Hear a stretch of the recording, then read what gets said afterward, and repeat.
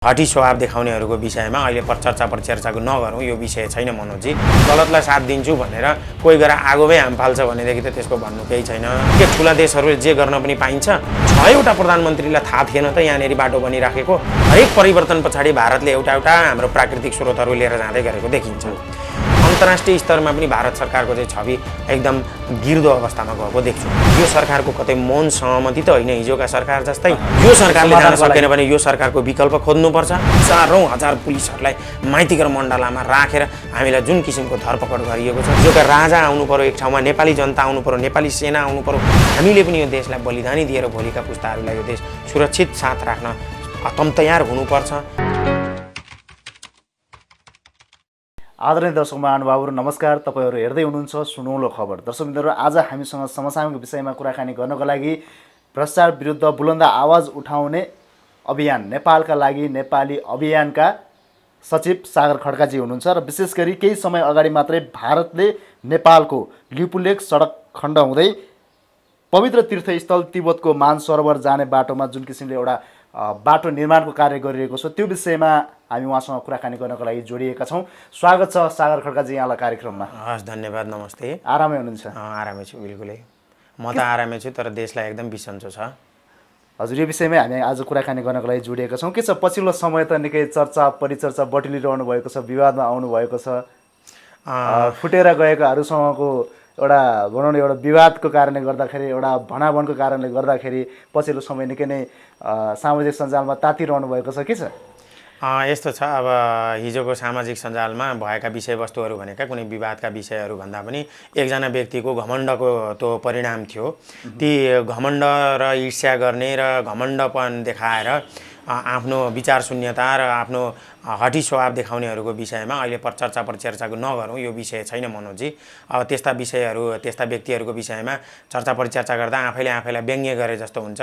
सबैले थाहा पाइसकेको त्यो घटना को विषयमा चर्चा गर्नुभन्दा अहिले मुलुकको समस्याको विषयमा चर्चा गर्नु राम्रो। मिलेर जान सक्ने सम्भावना छैन र? मिलेर जान सक्ने सम्भावना किन नहुनु? हरेक नेपाली नागरिकहरू मिलेर जुटेर जानुपर्दछ, तर सप्रिनुपर्छ, अनुशासित हुनुपर्छ, शिष्ट र मर्यादित हुनुपर्दछ, होइन?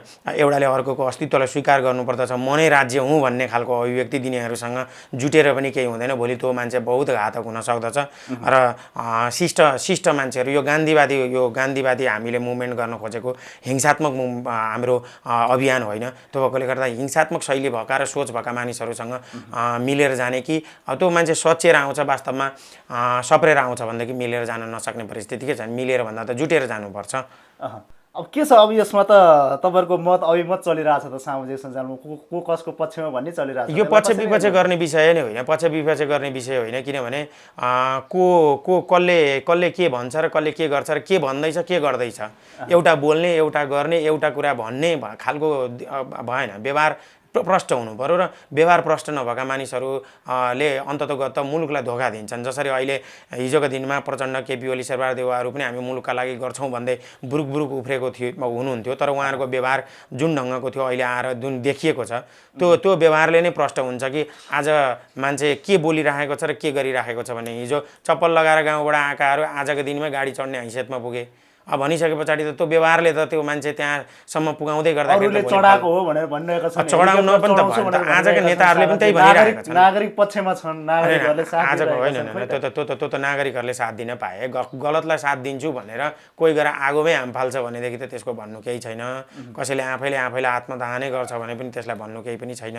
तर यो के त भन्दा यो विषयमा कुरा गर्नु नै बेकार छ के। त्यस्तो पात्रहरू जसले चाहिँ आफै राज्यहरू अरू सबैलाई गुलाम ठान्दछ, अरू सबै तपाईँ हामी त सबै गुलाम भनेर भन्ने अभिव्यक्ति दिने पात्रहरूको कुरा गरिराख्नु त्यति धेरै राम्रो विषयवस्तु बन्दैन। अहिलेको विषयवस्तुहरूमा छलफल केन्द्रित गरौँ। ठिक छ, हामी कार्यक्रमको विषयमा अब जुन किसिमले एउटा पछिल्लो समय भारतले एउटा नेपालको भूमिमा आएर एउटा बाटो निर्माण कार्य गरिरहेको छ, यो के हुनसक्छ? किन यसरी चाहिँ बारम्बार एउटा भारतले नेपालमाथि चाहिँ यसो थिचोमिचो गर्ने, अलि हेपा प्रवृत्ति जस्तो गर्ने के हुनसक्छ यो बारेमा भन्नु? अब यो चाहिँ कस्तो छ भने यो घटना अहिलेको घटना होइन। यो नेपाल सरकार र ब्रिटिस इस्ट इन्डिया कम्पनीसँग भएको सन् 1816 को सुगौली सन्धि ताकादेखिको यो समस्या हुँदै आएको देखिन्छ। विशेष गरी सुगौली सन्धि पश्चात नेपालले चाहिँ काली नदीका वारीको सम्पूर्ण भूभाग नेपालको हो भन्ने कुरा देखाइएको छ। चीनद्वारा प्रकाशित नक्साहरूमा पनि नेपालको भूमि लिपुलेक लिम्पियाधुरा नेपालको भूमि हो भनेर देखाइएको छ। काली नदीको उद्गम स्थललाई मान्ने हो भने पनि यो अहिले हालसालै जुन इन्डियाले हाम्रो भूमि हो भनेर दाबी गरेको जुन भूमि छ त्यो नेपालको भूमि हो भन्ने प्रष्ट देखिन्छ। यो प्रष्टै रूपमा के देखिन्छ भने भारत सरकारको चाहिँ नेपाल सरकारप्रतिको यो हेपा प्रवृत्ति हो। र पछिल्लो समयमा के देखियो त भन्दा 2072 वैशाख 31 गते नरेन्द्र मोदीको चीनको 3 दिने भ्रमण र जेठ 1 गते दुवै देशहरूले गरेको सम्झौता अनुसार चाहिँ त्यो क्षेत्रलाई चाहिँ जुन लिपुलेक जुन भन्ज्याङ छ त्यो क्षेत्रलाई चाहिँ एउटा सामरिक दृष्टिकोणले र व्यापारिक दृष्टिकोणले एउटा आर्थिक व्यापारिक दृष्टिकोणले पनि धार्मिक पर्यटनको दृष्टिकोणले पनि त्यो क्षेत्रमा चाहिँ एउटा उनीहरू दुवै देशले चाहिँ बाटो बनाउने भन्ने जुन सम्झौता भएको छ। तर नेपालको भूमिमा दुवै ठुला राष्ट्रहरूले यसरी बाटो बनाउँछ भनेर भन्नु नै कतिसम्मको जायज कुरो हुन्छ? के ठुला देशहरूले जे गर्न पनि पाइन्छ? एउटा देशको सार्वभौमिकतामाथि दखल दिन पाइन्छ? यो कुरा चाहिँ एउटा महत्त्वपूर्ण विषय छ। जसरी भारत सरकार र चीन सरकारले जुन मार्गहरू बनाउने काम भइरहेको छ र भारतले एकलौटी ढङ्गबाट नेपालको भूमिमा माथि प्रहार गर्दै आइरहेको छ, हेपाको ढङ्गले मिचिरहेको छ, यो चाहिँ अत्यन्तै संवेदनशील छ। र यो फेरि अहिलेको सरकारले मात्रै गरेको होइन, यो अहिलेको सरकारको पालन 2005 देखिको शेरबहादुर देउवा प्रधानमन्त्री हुँदै गर्दा अहिले जीवित प्रधानमन्त्रीहरू हुन्छ शेरबहादुर देउवा, माधव नेपाल, बाबुराम भट्टराई, झलनाथ खनाल, त्यहाँ पछाडिबाट गएर पुष्पकमल दाहाल र केपी ओली, यी 6वटा प्रधानमन्त्रीलाई थाहा थिएन त यहाँनिर बाटो बनिराखेको?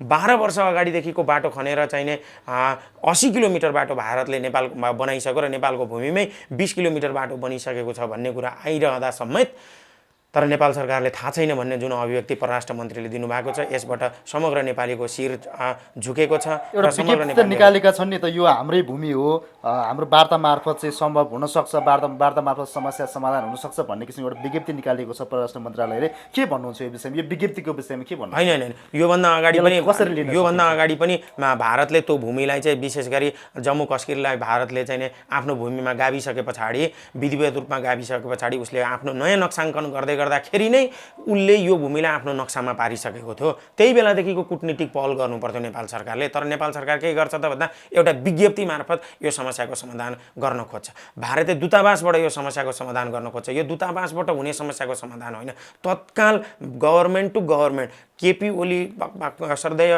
प्रधानमन्त्री केपी ओलीज्यूले, सम्माननीय प्रधानमन्त्री केपी ओलीज्यूले तत्काल भारतका प्रधानमन्त्री नरेन्द्र मोदीसँग बसेर एउटा छलफल समूह बनाएर विज्ञहरूको टिम बनाएर यसलाई समाधान गर्नेतिर लाग्नुपर्छ। तर त्यो पनि भएन भनेदेखि यसले यो मुद्दालाई अन्तर्राष्ट्रियकरण गर्नुपर्छ। यो देशको सवाल हो, यो देशको भूमि मिचिएको सवाल हो, यो कुनै चान्चुने विषय होइन। यो एउटा विज्ञप्ति निकालेर समस्या समाधान होइन। अहिले नेपाल सरकारले एउटा विज्ञप्ति निकालेको छ परराष्ट्र मन्त्रालय, तर त्यो विज्ञप्तिमा कसैको सिग्नेचर छैन, एउटा छल्नै काम भइराखेको छ।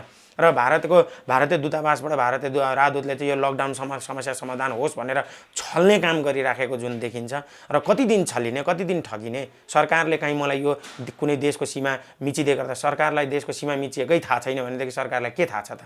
बालुवाटारको जग्गा मिचिँदै गर्दा पनि थाहा छैन, विषाक्तयुक्त तरकारी आउँदै गर्दा सरकारलाई थाहा छैन, अनि देशको सीमा मिचिँदा पनि सरकारलाई थाहा छैन, त्यहाँ पछाडि गएर स्वास्थ्य सामग्रीमा घोटाला भयो त्यो पनि थाहा छैन, विभिन्न भ्रष्टाचारहरू भयो त्यो पनि सरकारलाई थाहा छैन। होइन, थाहा चाहिँ सरकारलाई के छ त? हामीले सुत्केरीलाई के भन्छ पाले जस्तै गरेर, सुताए जस्तै गरेर, सुत्केरी जस्तै हस खाने सुत्ने गरेर त यो समस्याको समाधान त हुँदैन। त्यस कारणले गर्दा यो जुन भारत सरकारले पनि लकडाउन जस्तो मानवीय सङ्कट हुँदै गर्दाखेरि कसैले बाहिर ननिस्किने बेलामा एउटा मौका छोपेर कायरपन देखाएर चाहिँ जुन नेपालको भूमिलाई लिने काम गरेको छ त्यो अत्यन्तै निन्दनीय छ। अन्तर्राष्ट्रिय स्तरमा पनि भारत सरकारको चाहिँ छवि एकदम गिर्दो अवस्थामा गएको देख्छु म। जस्तै तपाईँले अहिले भन्नुभयो 6 जना प्रधानमन्त्री भइसक्दाखेरि पनि समस्या उही जुन जोगी आए पनि कानै चिरे भने जस्तो सबै एउटै ड्याङ्गा मुला भने जस्तो चाहिँ यहाँ देखिन गइरहँदाखेरि चाहिँ के छ अब यो भारतले यसरी पटक यसरी गरिरहनुमा चाहिँ यी भित्रभित्रै कुनै सहमति भएको र नागरिकहरूको आँखामा झाडो तार्ने कामहरू, छारो टार्ने कामहरू भइरहेको छ कि अथवा के छ? के बुझ्नु? यो चाहिँ हरेक कुरा के देखिन्छ त भन्दा जस्तो 7 सालको परिवर्तन पछाडि हामीले कोशी गुमाउनु पर्यो। हरेक परिवर्तन पछाडि भारतले एउटा हाम्रो प्राकृतिक स्रोतहरू लिएर जाँदै गरेको देखिन्छ। 15 सालमा गण्डकी लिएर गयो, गण्डकी सम्झौता भयो, 15 सालमा गण्डकी लिएर गयो। त्यसै गरेर त्यो बिचमा 17 सालदेखिको 47सम्म बरु त्यस्ता ठुला कुराहरू राजाको प्रत्यक्ष शासन हुँदाखेरि बरु लिएर जान नसकेको अवस्था भारत सरकारले गरेको छ। र 47 सालको लगत्तैको परिवर्तनमा भारतले टनकपुर लिएर गयो, टनकपुर सम्झौता भयो। 51 सालमा नेकपा एमालेको सरकार बन्यो, कम्युनिस्टको सरकार भनेर भन्यो, तर त्यो सरकारले पनि महाकाली सन्धि गरेर महाकाली बेचिदियो। त्यसै गरेर अहिलेको 62-63 जुन यो सरकार बनेको छ, 62-63 पछाडि बनेको 12 बुँदे समझदारीको जगमा बनेको यो सरकारले पनि अब नेपालका प्राकृतिक स्रोतहरू होइन कि सामरिक दृष्टिकोणले चीन र भारतको एकदमै महत्त्वपूर्ण लिपुलेख भन्ज्याङलाई जोड्नका लागि अप्रत्यक्ष रूपमा चाहिँ मौन स्वीकृति दिएको देखिन्छ। हिजोका दिनमा हामीले नदी नाला खोला सम्पूर्ण रूपमा हामीले बेचिसक्यौँ। अब भूमि छ, त्यो भूमि बेच्नका लागि अब यो सरकारको कतै मौन सहमति त होइन, हिजोका सरकार जस्तै हामी कराउँदै जाने, यिनै नेताहरूले हामी विश्वास गर्दै जाने, यो सरकारभन्दा बाहेक हामी कहाँ जाउँ त? यो कुरालाई चाहिँ एकदम महत्त्वपूर्ण कुरा छ। हिजोका दिनमा कोशी बेच्यो, गण्डकी बेच्यो, महाकाली बेच्यो, हाम्रा विभिन्न विद्युतीय पावर हाउसहरूलाई बेचिएको छ। यी यावत कुराहरू गर्दै गर्दा आज जुन सीमा बेचिएको छ, यो कुरा त भूगोलै बेचिएको कुरा हो र त्यो भूगोल बेचिएको कुरा चाहिँ एकदमै निन्दनीय र यो चुप लागेर बस्ने, हामी नेपालीहरूले चुप लागेर बस्ने विषय नै होइन। जस्तै अहिले लकडाउनको समयावधि चलिरहँदाखेरि भारतले जुन एउटा मौका छोपे भन्दाखेरि अब के छ, यो सरकारले के गर्नुपर्छ, यसको समस्याका पाटोहरू के छन् र नागरिकहरू जसरी अहिले सडकमा कतिपय अवस्थामा सडकमा उत्रिरहेका छन्, कति बेला पक्राउ गरेर लगिरहेको छ लकडाउनको समय भनेर, के चाहिँ अब समस्याको समाधान के चाहिँ हुनसक्छ? समस्याको समाधान नागरिक सडकमा समाधान उत्रेर मात्र समस्याको समाधान हुनसक्छ अथवा तपाईँ जस्तो अभियन्ताको भूमिका के रहन्छ? नागरिकहरूले आफूले जहिले पनि सरकारलाई सजग गराउनुपर्छ। एउटा पाटो त्यहाँ भयो। हरेक नेपाली नागरिकहरूले यही सरकारले समस्याको समाधान गरोस् भन्ने चाहनुपर्छ र जहाँसम्म हामीले तथ्यगत रूपमा भन्दै गर्दाखेरि नेपाल सरकारसँग सुगौली सन्धि छ, 1950 को सन्धि छ। त्यहाँ पछाडिबाट गएर विभिन्न हाम्रा पुराना नक्साहरू छन्, ब्रिटिस लाइब्रेरीमा हाम्रा नक्साहरू छन्, त्यो हाम्रो भूमि कहाँसम्म हो भन्ने कुरा त्यो तथ्यगत रूपमा इतिहासमा भएका तथ्यगत प्रमाणहरू सहित नेपाल सरकारले तत्काल भारत सरकारसँग वार्ता गर्नु पर्यो। तत्कालै यो समस्यालाई चाहिँ एकदम महत्त्वपूर्ण रूपमा चाहिँ उठाउनु पर्यो र संसदमा पनि नेपाली जनप्रतिनिधिहरूले पनि एकदमै यसलाई दह्रो ढङ्गबाट चाहिँ आवाज उठाउनु पर्यो। हामी त्यो चाहन्छौँ। र अर्को कुरा के छ त भन्दा यदि भारत सरकार यो समस्या समाधान गर्नै चाहँदैन भनेदेखि यो कुरालाई नेपाल सरकारले अन्तर्राष्ट्रिय स्तरमा लिएर जानु पर्यो। संयुक्त राष्ट्र सङ्घ छ, हामीसँग भएको त्यो सम्झौतामा ब्रिटिस सरकार पनि छ, ब्रिटिस सरकारलाईसँग पनि हामीले गुहार गर्न सक्छौँ। यी कुराहरू छन्। चीन सरकारले वास्तवमा हाम्रो भूमि मिचेकै हो त भनेर चीन सरकारसँग पनि हामीले यो कुरालाई सम्बोधन गर्नका लागि यो कुरालाई यो मामलामा ल्याउन सक्छौँ। चीनले सहयोग गर्ला नेपाललाई यो विषयमा? अन्तर्राष्ट्रिय स्तरमा त सहयोग गर्नुपर्छ नि, भएन भनेदेखि त संयुक्त राष्ट्र सङ्घ छ नि त, चीन पनि त संयुक्त राष्ट्र सङ्घको सदस्य राष्ट्र हो। अन्तर्राष्ट्रिय स्तरसम्म जाला यो सरकार? यो सरकारले जान सकेन भने यो सरकारको विकल्प खोज्नुपर्छ, नेपाली नागरिकहरूको सरकार बनाउनुपर्छ। यसबाट के देखिन्छ त भन्दा यो सरकार नेपाली नागरिकको होइन रहेछ भन्ने देखिन्छ। हिजो हामी नेपाली नागरिकको कर्तव्य पालन गर्ने क्रममा हामीले माइतीघर मण्डलामा लकडाउनको नियमलाई, सङ्क्रमणको नियमलाई पालना गरेर हाम्रो देश हो भनेर नागरिकको कर्तव्य निर्वाह गर्नका लागि देश बेच्न पाइँदैन भन्दै यो लम्पसार परेर बसेको सरकारकोलाई समर्थन गर्न गएको थियौँ हामी। तर यो सरकारले हामीलाई विरोधी जस्तो गरेर, शत्रु राष्ट्रका नागरिकहरू जस्तो गरेर, कुनै लडाइँमा आउन लागेका जस्तो गरेर हजारौँ हजार पुलिसहरूलाई माइतीघर मण्डलामा राखेर हामीलाई जुन किसिमको धरपकड गरिएको छ त्यो अत्यन्तै खेदजन्य र निन्दनीय छ, हास्यास्पद छ। यो सरकारले त्यस्तो निन्दनीय काम गर्नुको साटो तत्काल एउटा वार्ता टोली बनाउन सक्छ र त्यतिबाट पनि भएन भनेदेखि यो सरकारले अन्तर्राष्ट्रियकरण गर्नुपर्छ यो मुद्दालाई भन्ने हामी ठान्छौँ। तर यो सरकारले सक्दैन भने, यदि यो सरकार सक्दैन भने यो सरकारलाई तत्काल नेपाली नागरिकहरूबाट सडकबाट फ्याँकेर एउटा स्ट्रङ गभर्मेन्ट, बलियो सरकार बनाउनुपर्छ जसले भारतसँग आँखामा आँखा जुदाएर कुरा गर्न सक्ने खालको सरकार हामीले बनाएर त्यो भूमिलाई कूटनीतिक पहलबाट लिएर आउनुपर्छ। युद्धबाट यो समस्या समाधान हुने होइन र त्यहाँ तत्काल नेपाली सेनालाई लगेर राख्नुपर्छ, सशस्त्र प्रहरीलाई लगेर राख्नुपर्छ, सेनालाई ब्यारेकमा लगेर राख्ने, सेनालाई सशस्त्र प्रहरीलाई ब्यारेकमा लगेर राख्ने, सीमाको सुरक्षा गर्न नसक्ने यो सरकारले तत्काल सेनालाई त्यहाँनिर खटाउनुपर्छ भन्ने हामी जोरदार रूपमा यो माग राख्न चाहन्छौँ। जस्तै अब यो विषयवस्तु समस्या र समाधानको विषयहरूमा कुराकानी गरिरहँदाखेरि अब कुरा आयो विकल्पको विषयमा। जसरी तपाईँहरूले राज संस्था पुनर्स्थापना हुनुपर्छ भन्ने एउटा बुलन्द आवाज, भ्रष्टाचार विरुद्धको आवाज उठाउँदै आइरहनु भएको छ, तपाईँहरूलाई लागिरहेको छ यो सरकारबाट यो समस्याको समाधान हुँदैन। यो सरकारले नै खोज्नुपर्छ, यदि भएन भने हामीले विकल्प खोज्नुपर्छ। यो मेरो समस्या होइन, कसरी यो कुनै विकल्प कसरी पार्टीको ल्याउने समस्या, अब? यो पार्टीको समस्या होइन, यो बाँध र सिद्धान्तको समस्या। यो मुलुक त सबैको हो नि त। यो काङ्ग्रेसको पनि मुलुक हो, कम्युनिस्टको पनि मुलुक हो, एमालेको हो, माओवादीको हो, यो साना साना दलहरूको पनि हरेक 3 करोड नेपालीको मुलुक हो नि त। यो मुलुकको सीमा मेरो 1 कट्ठा जग्गा जमिन मिचिएको विषय होइन नि, यो त देशको भूमि मिचिएको विषय हो नि। यो विषयमा त समग्र नेपालीहरू एक ठाउँमा आउनुपर्छ। र यो सरकारले गर्न सकेन भनेदेखि एउटा सरकार यस्तो बनाउनु पर्यो कि नागरिक सरकार, जसले त्यो भारत सरकारसँग त्यो समस्यामा डटेर सामना गर्न सकोस्। त्यो भएन भने अन्तर्राष्ट्रियकरण गर्न सकोस्। कसरी भन्दा नागरिकले बनाउने हो नि त। यो सरकारले गर्न सकेन, यो सरकारलाई फ्याल्ने तागत त नागरिकहरूसँग छ नि त। विकल्प हामी दिन्छौँ नि त। जस्तै अब तपाईँहरूको यो समस्या सीमाको समस्या मात्र होइन, यहाँ त विभिन्न काण्डहरू छन्, भ्रष्टाचारले जड गाडिएको विभिन्न विषयहरू छन्। यो मात्र समस्या नभइकन धेरै समस्याका विषयवस्तुहरू छन् जुन यो सरकारले चाहिँ समस्याको समाधान गर्न सक्दैन भनेर तपाईँहरू राजसंस्थाको वैकल्पिक उपायहरू अपनाइरहनु भएको छ। अब तपाईँले नागरिकहरूलाई कसरी जागरुक गराउनुहुन्छ, अथवा चाहिँ यसको विकल्प राजसंस्था नै हो भनेर कसरी चाहिँ अब नागरिकहरूलाई एक ठाउँमा एकबद्ध गरेर कसरी सडक मार्फत हुन्छ अथवा सदन मार्फत कसरी चाहिँ पुनर्स्थापना राजसंस्था पुनर्स्थापनालाई अगाडि बढ्नुहुन्छ? हामीले उठाएको मुद्दा भनेको एउटा हो है। हामीले उठाएको मुद्दा भनेको चाहिँ राज्यको शासकीय स्वरूप यो ढङ्गबाट हुँदै गर्दाखेरि राज्य कमजोर भयो। गणतन्त्रले यो देशलाई कमजोर बनायो। अहिलेको यो सीमा मिचिएको भक्तपुर जिल्ला जत्रो सीमा मिचिएको कुरालाई संरक्षण गर्न सकेन नि त गणतन्त्रले।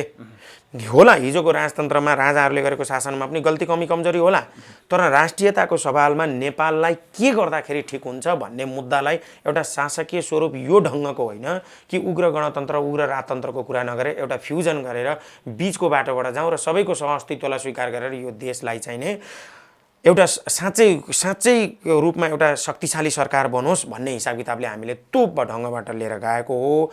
र अहिलेको मुद्दा जुन छ सीमा मिचिएको मुद्दा, हिजो हामीले गरेका कुराहरू हाम्रो अभियानका विषयवस्तुहरू छँदैछन्, तर अहिलेको विषय भनेको चाहिँ हाम्रो अभियानले भनेको विषय मात्रै होइन। यहाँ सबैको मुद्दा मिल्ने विषय चाहिँ के त भन्दा यो देशको सीमा मिचिएको विषय हो। यो एक्लो मेरो मात्रै विषय होइन, 3 करोड नेपालीको विषय हो। नेपालका लागि नेपालीको मात्रै विषय होइन, समग्र दल पार्टी सङ्घ संस्था पेसाकर्मी उद्योगी कल कारखानामा काम गर्ने मजदुर किसान सम्पूर्णको हो क्या यो समस्या। यो एउटा मात्रै हाम्रो मात्रै समस्या होइन। त्यही भएर हाम्रो दृष्टिकोणबाट मात्रै हेर्ने होइन कि समग्र होलिस्टिक रूपमा हेर्नुपर्छ यो समस्यालाई भन्ने हाम्रो दररूपको माग हो। जस्तै नागरिकहरूले त स्पष्ट रूपमा बुझ्नु जरुरी छ नि त, समस्याको समाधान कसले गर्छ भन्ने कुरामा त अब तपाईँहरू भन्नुहुन्छ एउटा राजसंस्था पुनर्स्थापना, अब अरूले भन्नाले यो सरकारले गर्छ, यो सरकारको चाहिँ यो सरकार सुध्रिनुपर्छ अथवा यो सरकारले समस्याको समाधान गर्छ भन्लान्, अर्को थरीले भन्लान् फेरि अर्को पार्टी आउनुपर्छ अथवा के भन्दाखेरि नागरिक त एउटा अन्यलमा पर्ने त देखिएन। होइन, यो अन्यलमा पर्नुपर्ने विषय होइन, यो सरकारले नै गर्ने विषय हो। सरकारलाई नै पहिले दबाब दिने हो। सरकारले सक्दैन भनेदेखि यो सरकारलाई हामीले सडकबाटै फाल्ने कुरो गर्ने हो। छनौट देख्नुहुन्छ तपाईहरु? यो सरकारले गर्ने छनौट पहिला त अहिलेकै सरकारलाई विश्वास गर्नु पर्यो नि त। सरकार विहीनताको त कल्पना गर्न सकिँदैन नि त। हो यही सरकारलाई विश्वास गर्नु पर्यो हामीले। तिमी नै गर, हामी तिमीलाई विश्वास गर्छौँ। सक्दैनौ तिमी खुट्टा कुर्सीबाट बाहिर निस्क, अर्को सरकार भन्छ, नेपाली नागरिकको सरकार भन्छ र त्यो सरकारले गर्छ। यदि सक्दैन भनेदेखि त त्यो देशको सीमा रक्षा गर्नका लागि त नेपाली सेना छ, सेना अगाडि बढ्छ। सबैजना एकै ठाउँमा आउनु पर्यो क्या। हिजोका राजा आउनु पर्यो एक ठाउँमा, नेपाली जनता आउनु पर्यो, नेपाली सेना आउनु पर्यो। यहाँ महिला पुरुष केही भन्ने होइन क्या यो विषय भनेको, सबै एक ठाउँमा आउनु पर्यो। यो त हिजोका राजाको पनि त देश हो नि त। राजा ज्ञानेन्द्रको चाहिँ देश होइन र यो, उनको पनि त देश हो नि त। समग्र रूपमा उहाँ पनि एक ठाउँमा आउनु पर्यो, नागरिकको किताबमा आउनु पर्यो र सबै नागरिकहरूले लड्ने विषय हो क्या। हिजोको इतिहासमा हामीले नालापानीको किल्लामा हाम्रा चेलीहरूले लडेको, सुत्केरी महिला लडेको इतिहास छ भने आजको दिनमा हामी त कायर त होइनौँ नि। हामीले यो विषयलाई सहेर बस्ने विषय होइन। कति हेपापर हाम्रा हजारौँ हेक्टर जमिनहरू भारतले मिचेर लगिराखेको छ, हामी कति सहेर बस्ने। यति मात्रै होइन कि अहिले त ग्रेटर नेपालको कुरा उठिराखेको छ। हामी हाम्रा जवान छोराछोरीहरू भारतको सीमा रक्षा गर्नका लागि 60,000 हाम्रा जवान छोराछोरीहरूलाई ज्यान दिनका लागि त्यो सरकारका लागि हामीले आहुति दिनका लागि पठाएका छौँ भने त्यही सरकारले चाहिँ नै हाम्रा ती जवान छोराछोरीहरूको मूल्यको बापत चुकाएको यही हो। के यो सरकार भारत सरकारको लागि गुलामी गर्ने सरकार हो त? होइन नि त। भारत सरकारको हामी चाकडी गर्ने सरकार हो त? होइन नि त। यो त हाम्रो विशुद्ध नेपाल त सार्वभौमिक देश हो नि। हामी त नेपालको सार्वभौमिकतालाई विश्वास गर्ने देश हो नि त। विश्वमा कहिले नझुकेको देश हो नि त। त्यो हाम्रो इतिहासलाई हामी किन कायरपनमा लिएर गइराखेका छौँ? हामी नपुंसकतातिर किन गइराखेका छौँ? किन हामी कुरा गर्न सक्दैनौँ भन्ने कुराहरूलाई पो उठाउन खोजेको। र आज पनि मनोजी हाम्रो कार्यक्रम माइतीघर मण्डलामा छ र डाक्टर द्वारिकानाथ ढुङ्गेल लगायतका विभिन्न मूर्धन्य व्यक्तिहरू, रामकृष्ण थापा लगायतका भूतपूर्व के भन्छ ब्रिगेडियर जर्नेल लगायतका हाम्रा मूर्धन्य व्यक्तिहरू आज पनि माइतीघर मण्डलामा उभिँदै हुनुहुन्छ। र हामी फेरि पनि भन्दैछौँ, हरेक घर घरमा चोक चोकमा हरेक नागरिकहरूले चाहिँ यो हाम्रो विषय हो, त्यही भएर देश बेच्न पाइँदैन। सरकार यसलाई तुरुन्तै तिमीले खुट्टा नकमाइकन 3 करोड नेपाली तिमीलाई साथ दिन तयार छन्। खुट्टा नकमाइकन तिमीले भारत सरकारसँग वार्ता गर र त्यो जमिनलाई तिमीले कूटनीतिक समस्याको माध्यमबाट समाधान गर। किनभने यो धार्मिक हिसाब किताबले पनि एकदमै महत्त्वपूर्ण र व्यापारिक हिसाब किताबले पनि एकदमै महत्त्वपूर्ण भन्ज्याङ हो। यो लिपु लेखलाई त्यति महत्त्वपूर्ण ठानेका छन् दुवै देशले। होइन, त्यो हाम्रो भूमिमा उनीहरूले व्यापार गर्न चाहन्छन् भने हामीले त्यो पुलको बाटो अपनाउनु पर्छ। किनभने हामीले एउटा भारत र बल्दै गरेको एउटा शक्ति राष्ट्रहरू र व्यापारिक दृष्टिकोणले पनि दोस्रो र तेस्रो राष्ट्रहरूको बिचमा हामीले पुल बन्न सक्छौँ भनेदेखि त्यो जस्तो हामीलाई सुनौलो मौका केही पनि हुँदैन। तर चीन र भारतले हामीलाई बाइपास गरेर एउटा व्यवस्था गरेर जुन ढङ्गको बाटोको निर्माण गरिरहेका छन्, अन्तर्राष्ट्रिय स्तरमा पनि ठुला देशहरूको लागि पनि यो बेइज्जतीपूर्ण कुरो छ के। उहाँहरूले पनि यो कुरालाई चाहिँ एकदमै गम्भीरताका साथ लिनुपर्छ र यो मामलामा यी तीनै देश मिलेर यो कुरालाई त्यो बाटोबाट व्यापार गर्ने हो भनेदेखि त नेपाललाई पनि त फाइदा होला नि त। तर नेपाललाई चाहिँ नै बाहिर राखेर दुईटै ठुला छिमेकी देशहरूले यो गर्नु खोजेको चाहिँ के हो त? यो कुराले चाहिँ हामीलाई एकदमै सशङ्कित बनाएको छ। यो यो यो यो यो यहाँ मात्रै मिचिएको विषय होइन क्या। नेपालका हजारौँ हेक्टर जमिनहरू मिचिएका छन्। हामीले के गरेर हाम्रो सीमाको रक्षा गर्न सक्छौँ? खुला बोर्डरलाई हामीले तुरुन्त हामीले तारबार गरेर राख्ने हो कि हामी भारतसँग यसरी खुला सीमा नगर्ने हो कि एउटा पासपोर्ट सिस्टम गर्ने हो कि भिसाको सिस्टम गर्ने हो कि? हाम्रो सीमाको रक्षा त हामीले गर्नु पर्यो नि त। सरकारले सीमाको रक्षा त गर्नु पर्यो नि त। हो, यो कुरा हामीले उठाइराखेका छौँ। हामी कार्यक्रमको अन्त्यमा पनि आइपुगेका छौँ सागरजी। अन्त्यमा मैले केही सोध्न छुटाएको अथवा आम नागरिकहरूको लागि केही भन्नु छ भनेदेखि कार्यक्रम राख्न सक्नुहुन्छ। अन्त्यमा म के भन्न चाहन्छु भने समग्र 3 करोड नेपाली नागरिकहरूको यो समस्या हो। यो समस्या अहिलेको सरकारले ल्याएको मात्रै समस्या होइन। 2005देखि 8देखिको यो बाटो बन्न सुरु गर्दाखेरि हरेक सरकारले यो कुरा किन थाहा पाएनन् त? के सरकारले यो कुरा थाहा पाउँदै हामी नागरिकहरूलाई के यो कुरा लुकाएको हो सरकारले? यदि भारत सरकारसँग पनि नेपाल सरकारले नै सहमति दिएर त्यो बाटो बनाइएको हो भने, भारत सरकारसँग त्यस्तो सहमति छ भने भारत सरकारले पनि यसलाई सार्वजनिक गरिदियोस्। हामी नेपाल सरकारसँग यो विषयमा कुरा गर्छौँ होला, नेपाली नागरिकले कुरा गर्छौँ। अर्को विषय के छ त भन्दा यहाँ कुनै पार्टी, कुनै क्षेत्र, कुनै वर्ग, कुनै समुदाय, कुनै जातको मात्रै यो समस्या होइन, समग्र 3 करोड नेपालीको समस्या हो। त्यस कारणले गर्दा अहिले लकडाउनको नियमलाई पनि पालना गर्दै, सङ्क्रमणलाई पनि ध्यान दिँदै हरेक नेपालीले चोकजोकमा 5 जना, 7 जना, 10 जना जतिजना भइन्छ 15 मिनट 20 मिनट हामीले त्यो कुरालाई देश बेच्न पाइँदैन भन्दै एउटा पम्पलेट्सका साथ हरेक नेपाली नागरिकहरूले हाम्रो भूमि रक्षाका लागि एउटा योगदान दिने बेला आएको छ। पर्यो भनेदेखि भोलि हामीले बलिदानी पनि दिनुपर्ने हुन सक्दछ भूमिका लागि।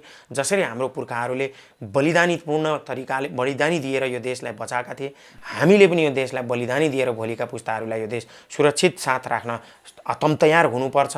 त्यही भएर हरेक नेपाली नागरिकहरूले यो विषयलाई गम्भीरताका साथ उठाइदिनु हुनका लागि र सरकारले पनि यो विषयलाई तत्काल कूटनीतिक पहल गरेर भारत सरकारसँग तत्काल वार्ता गरेर यो मुद्दा त्यहाँबाट समाधान हुँदैन भने यो मुद्दालाई अन्तर्राष्ट्रिय अदालतमा संयुक्त राष्ट्रसङ्घसम्म पुर्याउनका लागि हामी विशेष आग्रह र अनुरोध गर्दछौँ। र यो जुन मौका तपाईँले दिनुभयो त्यसका लागि पनि तपाईँलाई धेरै धेरै धन्यवाद दिन चाहन्छु। समय समातिको लागि धेरै धन्यवाद। नमस्ते।